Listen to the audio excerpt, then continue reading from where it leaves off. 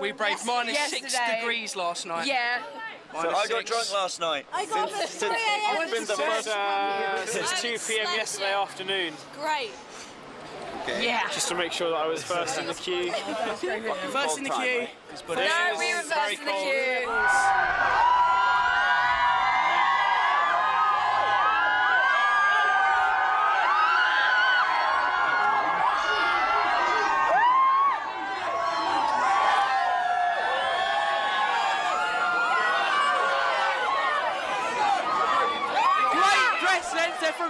They're from England. That's sexy. And they're from Wales. They're from Wales, which is in like so the same country. They're actually from the same country as us. And they're fucking excellent. They are so good.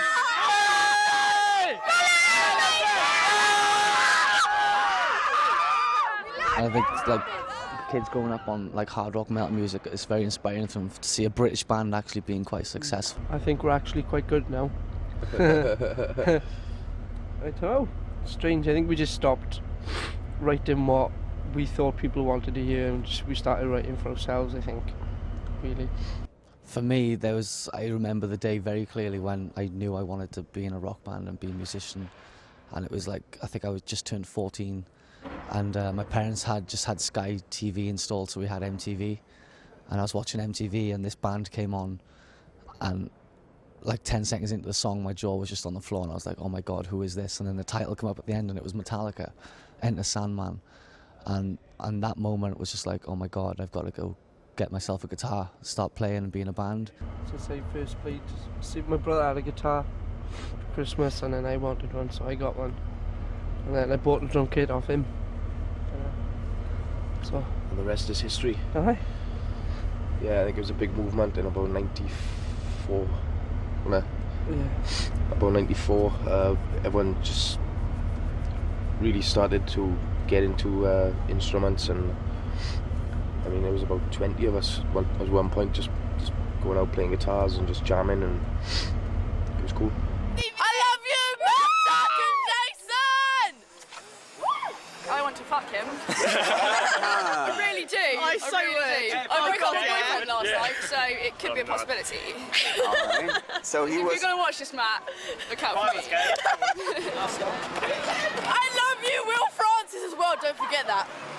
The experience of being in a band for so long before getting signed, and just quality in songwriting and performing, really, I think it's not really a hard equation to come up with. You just got to be good at what you do. Yeah, it takes a long time to progress what you're doing, like, because we've all been in bands for so long, we've all been friends, that we've managed to do that behind the scenes, and now we've got signed.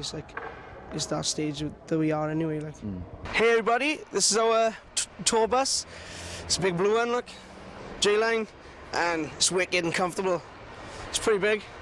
It's got a trailer for all our stuff. And if you want to come inside, I'll show you what it looks like. There's Fanza. Hey guys.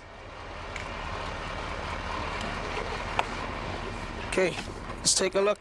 So this is the bottom lounge. We got a fridge here. We got the sink where we can make everything to eat and stuff. We go around here. We got the toilet. Toilet's there, the kettle and everything. Microwave in case you want some food. So if you follow me upstairs, I'll show you upstairs where we all sleep. Okay, up the winding stairs. Okay, it's a bit messy up here, but this is where the bunks are down there. You got some bunks. It's where all the crew normally sleep, and then there's a sunroof, so let all the smells out. They can get quite smelly on this motherfucker. There is no hygiene on tour, man. You have to. It's kill or be killed, man. You just pick up things from different countries and the jet lag and everything. It's really tiring, and you have to keep up with your vitamins. We take vitamin supplements, vitamin C and stuff, and they do help. But if you don't take any of them, you just keep on running yourself into the ground, really. There's no sleeping pattern. There's no eating pattern. You know, your mother's not there to smack your ass to tell you to eat something if you're not eating. It's just completely messed up. Like, sometimes I don't even know what day it is, like, because you're just going through, like. It's a bit of a mess at the moment because we've been on it for, like, quite a while. So this is the back lounge with the water. Yeah, it's quite comfortable, man. It's like, leather seats, nice big TV. We got all our DVDs up there in the rack and videos, PlayStation, standard PlayStation. We can listen to discs. We got an amp in there. It's pretty cool, man. And we got a dimmer switch too, man. Where's the dimmer switch too? I think this is it. Yeah, look at that, man. We could dim the lights too, man, to get a bit of effect, you know. So it can be quite messy, and it does affect health a lot, which is a shitter, but there's nothing you can do when you're on the road, man. You're on the bus, and that's your home, and you just have to make the best of it, really. So trick is to shower as much as you can as well, for hygiene as well, but sometimes it's not possible, like, for a fucking long time, like.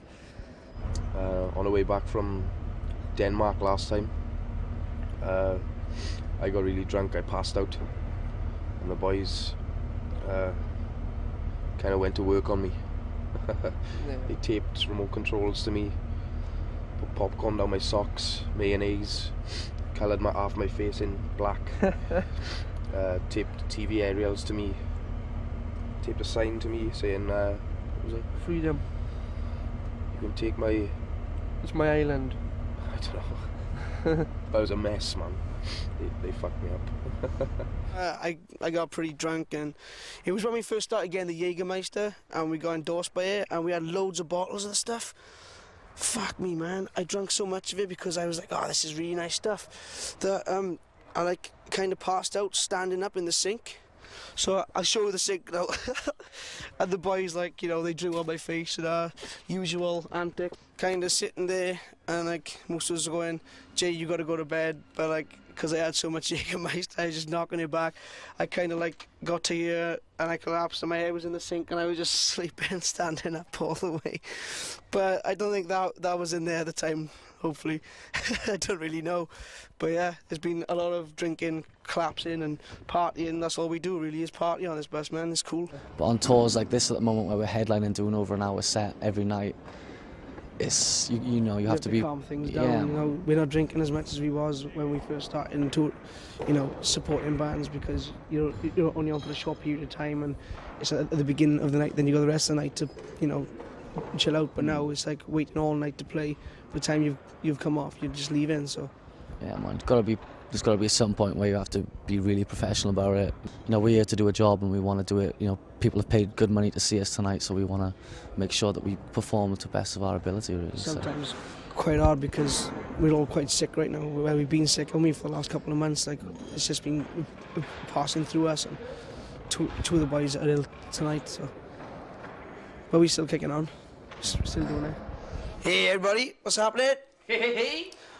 Backstage the dressing room in Brixton Academy. Yeah, man. Check out the rider. We got a kettle, we got fucking milk. We got tea bags, essential. Essential to have some tea, man, on the rider, you know, because we're British and all that. Like. This is a fridge. Red stripe is the key. We got some Guinness. Pure Genius, my favourite of all time. Red Bull as well. Gives you gives you cunt. Got plenty of water, like I said, for like all the fans and everything. Cheese and fucking so you can keep them, stop them from getting thirsty. We got our towel rail, you know. We got a Mr. Matt Tuck. Yeah, use the Mr. Matt Tuck. Making cornflake cakes, which will probably do fuck all for his throat. Yeah, he's got a bad throat, so he can't talk, he's got a mime. Yeah, we do sing to tape. He's sitting by the radiator to keep warm while he's drying his stuff. Awesome, we got a shower room, we got a Michael Padgett. There's a sign, so we don't get lost. There's our dressing room. Out into the hall, there's a Hall of Fame. These are all the people that played here. And with the Mannix, because here we go. He's a just down from where we live. Welsh heathen brothers. Not far from where we are. Tea, but still banging because they're Welsh. So if you just look along here, man, you got some pretty big stars here, you know. Don't know what that is. Motorhead, man, look at that shit. Like, what's up? No, that's alright, man, do you know what I mean? Yeah, man. There's a lot of things going on in my head at the moment. Yeah. It's like I'm excited, I'm nervous, I'm aware of a lot of things. I just, I don't know, it's just the first time I've ever been here myself. We just woke up and we've seen the place, and it's like, okay, and we're slowly getting used to it now, and I'm starting to get really excited now, and starting to get quite hyper because I'm looking forward to it. Like, as soon as we get the sound check through and we're happy with what's going on stage, that's kind of all right. Then we just go into autopilot for the show, really. So I think it's nuts, but it's good. I mean, to come here from where we used to play back home, you know, play to like 10, 20 kids, to 5,000 in Brixton Academy, I think this is probably the pinnacle of our career, man.